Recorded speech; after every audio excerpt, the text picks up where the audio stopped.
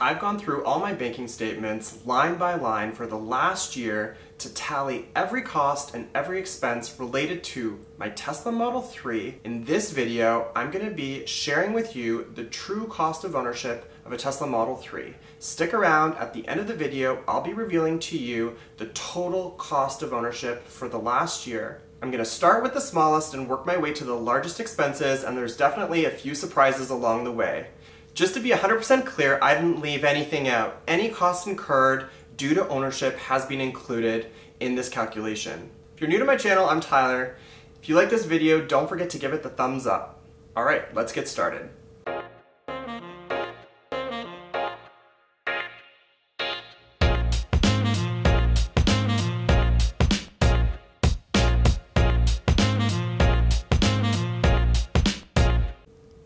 First on the list at number 10 is supercharging parking related fees. Now, in this category, I've spent a total of $241. So some superchargers are located in parking garages, and here in Boston, you do have to pay for parking. So I typically spent around $3 to $4 per supercharging session.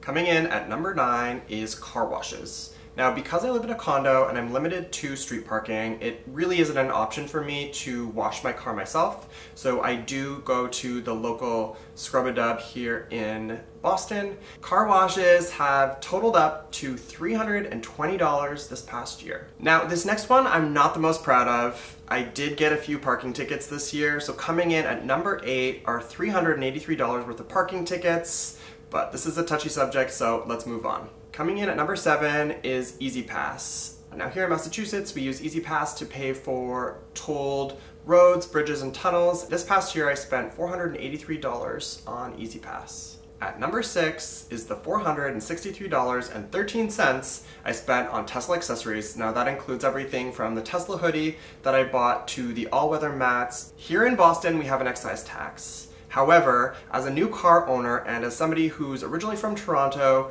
it did come as quite the surprise to get a letter in the mail saying I owed the city of Boston $770.73 just for owning a car here in Boston. So at number 5 is the Boston excise tax. Next on the list at number 4 is Tesla Service Center expenses. So in this category, I did spend in this past year $856.59. Now, that does include 2 flat tires. Alright, so we've made it to the top 3 most costly expenses this past year. At number 3 is Tesla supercharging costs that came in at $1,151.73. Now keep in mind, I did have 1,000 free supercharging miles when I first got the car, and I've subtracted those out, which gave me a mileage for the total year of about 13,500, and when I did the math, it works out to about 8 cents per mile. So I think that's pretty average, but let me know in the comments down below if you've had a similar experience or something different. Now this next one was definitely the biggest shock of them all. At number 2